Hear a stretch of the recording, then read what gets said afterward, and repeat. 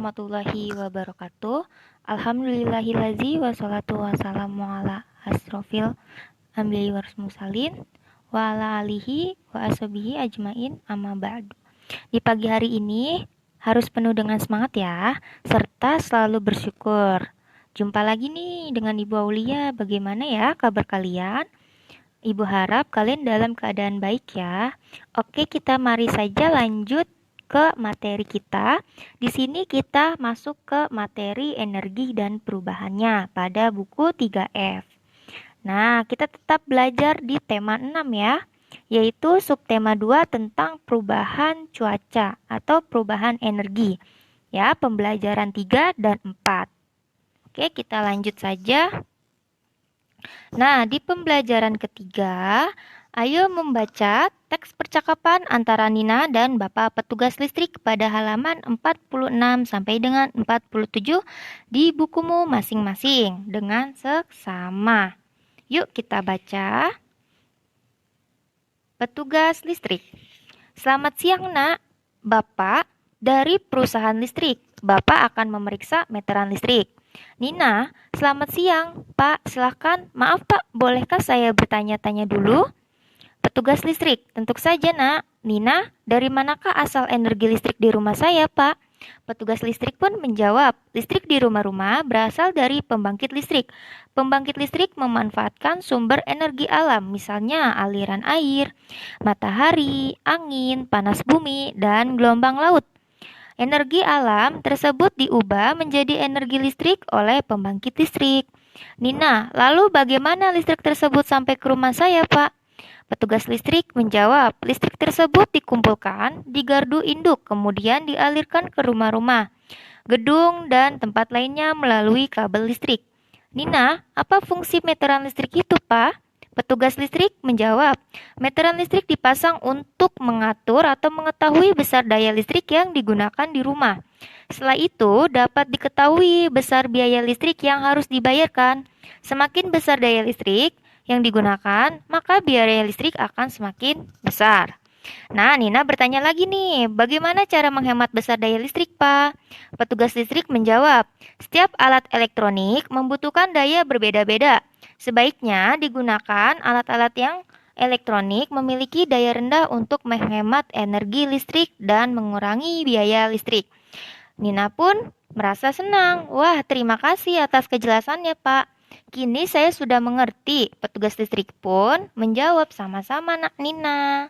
Nah, dari cerita di sini kalian dapat memperoleh asal-usul energi listrik yang berada di rumah kalian. Nah, asal-usulnya berada dari gardu induk. Ya, jadi energi listrik yang ada di alam itu dikumpulkan ya, Nak. Kemudian dialirkan ke rumah-rumah melalui kabel listrik atau meteran listrik. Nah, begitulah informasi yang kita dapatkan dari petugas listrik dan Nina. Ya, kita lanjut. Nah, bisa kalian tulis nih informasi tadi yang sudah kita peroleh dari percakapan Nina dan petugas listrik. Ya, bisa kalian tulis di buku tulis masing-masing. Lanjut. Nah, kita akan ke materi ayo berhitung ya. Nah, di sini kita masuk ke materi berhitung. Perhatikan contoh berikut ini ya. Nah, di sini ada contoh cerita. Ya, salah satunya Nina membaca buku cerita mulai pukul 14.45. Ia selesai membaca buku tersebut pada pukul 16.15.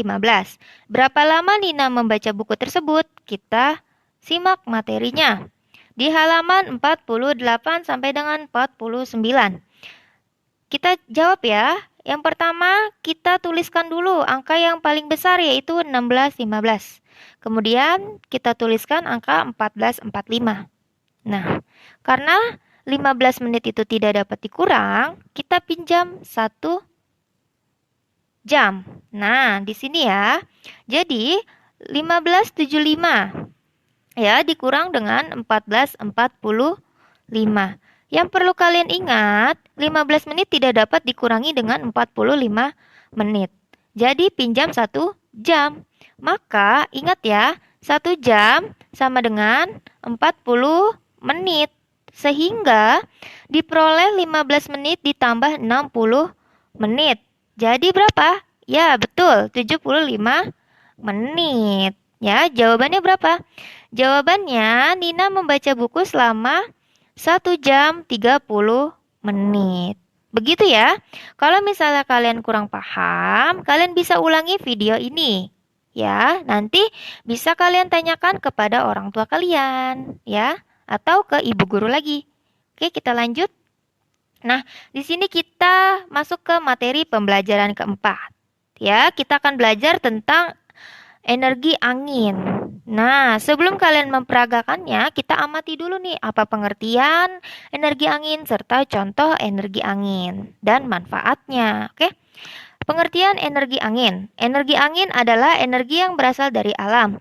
Energi ini terjadi karena adanya perbedaan suhu antara udara dingin dan panas. Nah, contoh energi angin adalah kincir angin, yaitu alatnya aerogenerator. Nah, alat inilah yang digunakan sebagai pembangkit listrik tenaga bayu atau PLTB. Ya. Nah, kincir angin ini memanfaatkan energi angin pastinya untuk menghasilkan tenaga listrik yang dapat membantu kelangsungan hidup manusia, terutama di negara Belanda atau negara Paman Sam. Ya, di Indonesia ada Bu, ada di Indonesia yaitu masih di daerah istimewa Yogyakarta. Nah, itu sudah menggunakan pembangkit listrik tenaga bayu. Oke, nah setelah kalian mengetahui atau mengamati tentang pergerakan energi angin, kalian bisa lakukan ya pergerakannya bersama dengan guru olahraga masing-masing. Kita lanjut ke materi berikutnya. Di sini kita mulai berdiskusi. Ya. Nah, buka bukumu halaman 52. Ayo perhatikan proses petani menghasilkan beras berikut. Nah, selain kincir angin, ada juga kincir air. Kincir air digunakan pada pembangkit listrik tenaga air. Kincir air juga dimanfaatkan di bidang pertanian. Kincir air digunakan untuk mengalirkan air dari sungai ke sawah. Hasil pertanian sangat penting bagi kita. Pertanian padi menghasilkan beras untuk kita makan. Nasi yang kita makan setiap hari merupakan hasil kerja keras petani. Nah, yuk kita simak. Nah, langkahnya. Hari pertama ini pastinya petani membajak dulu ya. Tanahnya menggunakan kerbau. Ya. Pastinya menggunakan kerbau. Supaya apa? Supaya tanah itu tak tundur ya, apa namanya? Bisa ditanamkan oleh padi. Nah, hari ke-21 ya. Hari ke-21 sampai dengan ke-30 petani mulai memasukkan bibitnya ya, bibit tanaman padi. Kemudian di hari ke-35, petani mulai menyiramkan pupuk ya. Pupuk atau menyiramkan tanaman lain ya. Nah, di hari ke-120, petani mulai mulai mengambil padinya ya. Mulai mengambil padi ya. Kemudian di hari ke-122, petani mulai mengangkut padi ya, mengeringkan padi ya. Sama dengan di hari ke-130. Ini petani mulai mengeringkan padi ya. Nah, kemudian petani di hari ke-132 ini sedang mengerukkan atau memilah-milih ya padi atau biji padi yang bagus untuk dijadikan beras. Nah, kemudian setelah di hari 132 ditunggu sampai ke hari 140.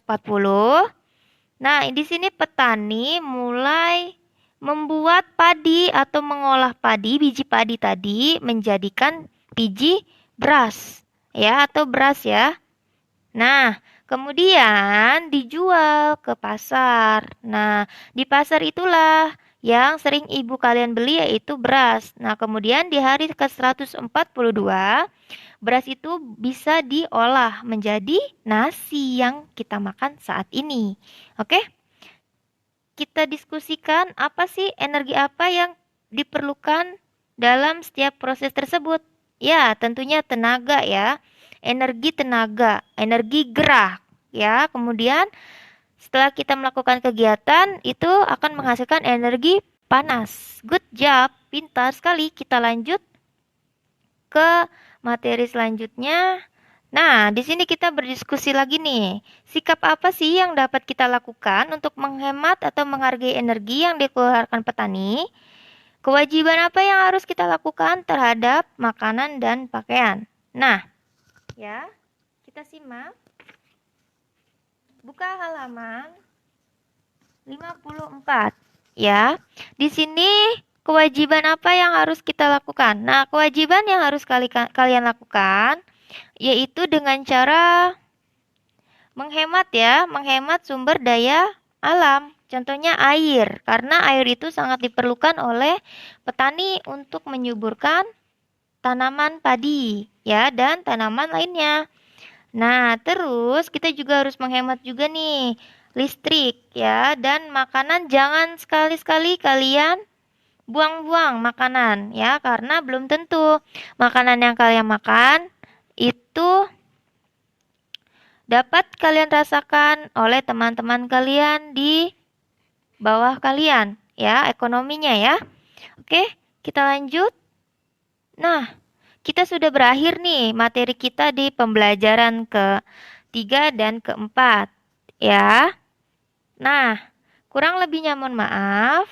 Dari Ibu Aulia, kalian bisa mengerjakan tugasnya nanti di Google Classroom ya. Nanti jangan lupa mengumpulkannya tepat waktu. Oke. Jika terlambat nanti Ibu kurangin nilainya 5 poin ya. Kurang lebihnya mohon maaf.